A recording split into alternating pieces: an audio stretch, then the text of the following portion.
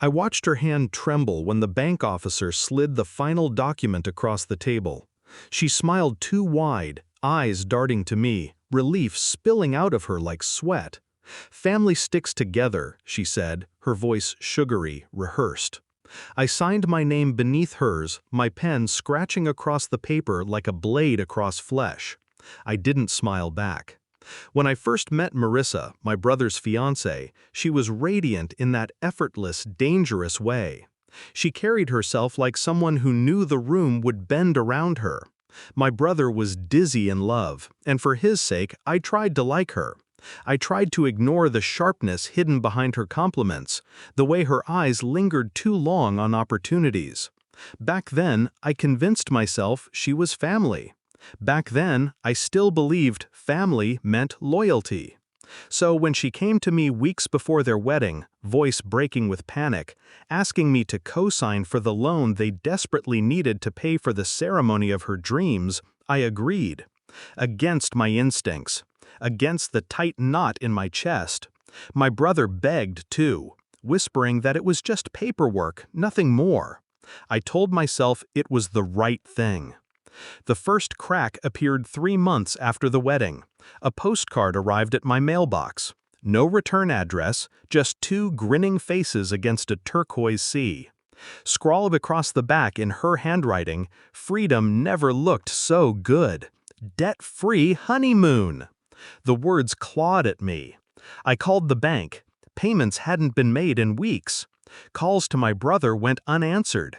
Social media showed them island hopping, cocktails in hand, posting captions about living unburdened, living free.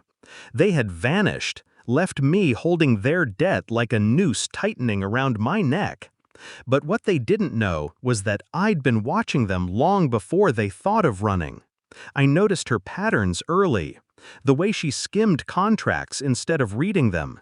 How she trusted charm more than diligence.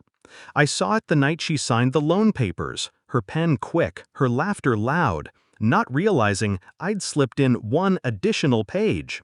A writer. A clause buried beneath the legal jargon. In the event of default, all collateral would convert. Ownership rights transferred, assets seized. They hadn't noticed. The bank hadn't noticed.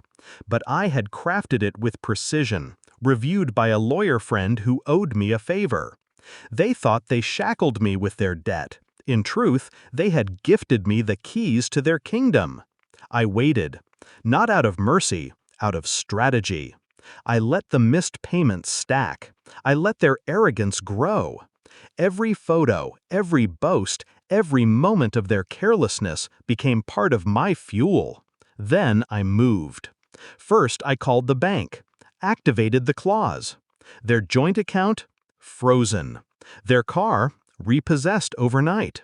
Their newly purchased condo, paid for by the very loan I'd co-signed, signed over, now legally mine. Next, I fed their employers a copy of the debt report. Employers don't like unstable employees with liabilities. Job offers they didn't even know were pending vanished. When they finally came crawling back into town, sunburnt and smiling, they returned not to triumph, but to eviction notices and silence from their so-called friends. The confrontation came one evening. My brother and Marissa stormed into my apartment, eyes wild, voices raised. He shouted about betrayal. She demanded explanations. I stayed seated, calm, letting their chaos crash against me like waves against stone. Finally, when their fury exhausted itself into silence, I slid the document across the cable. The writer clause, highlighted. My handwriting neat at the bottom. Marissa's face drained of color as she scanned the page. Her lips parted, but no sound came. My brother sat back, realization slicing him open. "You?" he whispered. "Yes," I cut him off, my voice steady. "You handed me everything. You wanted freedom from debt. Congratulations, you're free. But freedom has a price, and you paid it." I didn't raise my voice. I didn't need to.